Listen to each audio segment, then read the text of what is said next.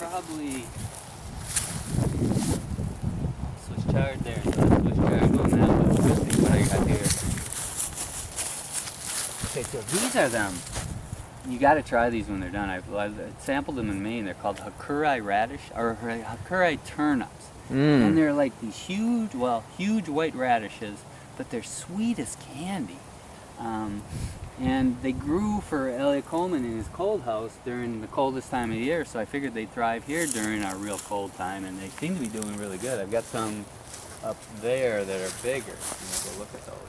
But this is a new planting, and then that one's going to be the last planting of the year. So I've got a real good succession. And that's your key, is you just succession. You start one area off and then you go on to the next area? Yeah, that way I've always got different age plants coming. Yeah. I probably did a little too tight this year, but I just wanted to get things in the ground. So the one I did before we left for, isn't it just fucking amazing? Yeah, it is. Look at this. It's just popping up. That came up on its own from last year. That's a mustard that came up on its own. I think I saw it. Yeah, look at this one too. Oh, here. And let me think. Where did I see it? Yeah, here's another one, a lettuce. That's Tango. So, I mean, when they want to grow, they just decide. They've been sitting there all year. Yeah, that's awesome. Oh, yeah, that's the peach. Yeah, I can see the leaves, yeah. Yeah, so that one actually will start dropping the leaves, and the flowers will come out here probably not in too long. But, and then we'll see. I bet we have peaches this year. But so this is the stuff I planted right before I went to Europe in the seed block, and then a lot of them didn't do well. Melissa didn't take very good care of them, but these are definitely harvestable. What I'll go through is just take one leaf off each plant here for this first harvest and just make a salad mix. And so I just go through and mix it as I go. But so these are the. They're starting up fat. So these are the Hakurei radishes or turnips too. So they'll start to bulb up like a radish. And is that peas over there? Yep. So last year I did that and they climbed the rose bush, and that was really good as a trellis.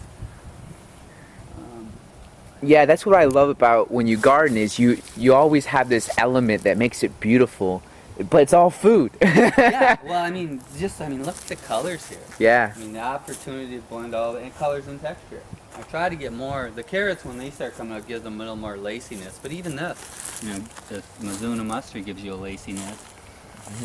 And then there's carrots mixed in with here. They're a little slower, but what will happen is, so these radishes, as they mature, they'll be in probably another 2 weeks. But see the carrots behind? Yeah. When I pop the radishes, the carrots will come up.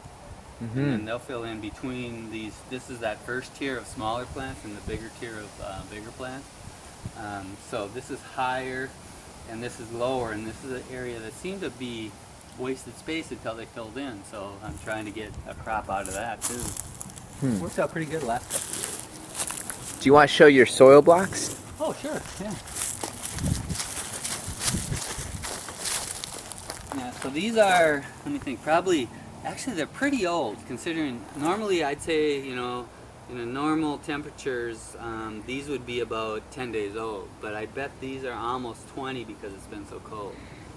But they're still healthy. I mean, they're going into, I've actually put some into some bigger blocks over at the other house. But I mean, these are about perfect size to plant either in a soil block or directly in the ground. But see how the roots just starting to come out? And you get that into that next size soil block, it'll just jump, or you put that in the ground and it'll take off. And then I'm trying something different this year. This is I got a different size blocker. Everybody had shown the mini block and the 2-inch block. This is 1.5 inches.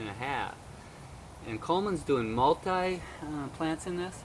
So what he does is he'll plant, so there's the same Hakurei radishes or turnips, and he put 4 together, 4 seeds in there, and they actually kind of are happier that way.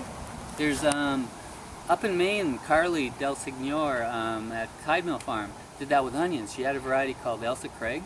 And so she had 4 of them planted right next to each other, and then she gives them a little more space when she plants them, so that instead of doing like that, she does this and this. But them Elsie Craigs, they got that big last year, and there were 4 of them in one spot. They almost kind of thrive on each other. And he says spinach does that, Turnips do that. He even claims broccoli do that. So I tried some broccoli, and I think it's this. I think these are broccoli will be coming up, but I'm trying different chards and beets, and that's spinach.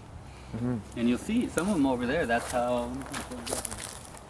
I was watching something about fruit trees. They planted like 3 or 4 different fruit trees in one hole. I think it's a great idea. Yeah. Especially, and even, when I saw, Jeff Lawton talks about the nurse crop, and so you're doing a nitrogen fixing tree in a hole with a fruit tree. Yeah. And then so as the nitrogen tree starts feeding the fruit tree until it gets going, then you start chopping the nitrogen tree, and it's fed your fruit tree all along. Yeah. Yeah, so some of the... Now I see sprayers. Do you have irrigation system set up? I do, just for the bigger... Because the first year I did this, I was going to Maine, and it's when I leave here, it's 1st of May, our dry season. Yeah. So I planted some of these fruit trees, and I wanted them to be watered. So I went ahead and put a timer system in for just the bigger stuff. But all this other stuff is all getting watered by hand whenever necessary. And it's not all that often. This year a lot more than last year. I probably watered this area already now, maybe here 6 times, and maybe out there 4 times. But I think last year I only watered this whole thing twice. Wow. Because we had that continual, cold front come through, a rain, and then a week later, same thing. And Yeah, different climate this year. yeah, so we'll see what happens. But I wanted to show you, yeah, so this is, there's like 4 of those Hikuri radishes planted together here, or turnips planted together here. And they're supposed to be working that way, and we'll see what happens. They actually bulb up like really nice because they're planted together, and then I've got some planted right next to each other in singles, so we'll see what the difference is. It's all just one big experiment. Trying different things, yeah, I'm loving that, and you never know what you'll get. Even when, I told Melissa to do something and she didn't do it right. I'm like, wow, well, we'll see what happens there, Yeah. What's right? Yeah. Traditional knowledge says right, but I guess that's how all new things get created.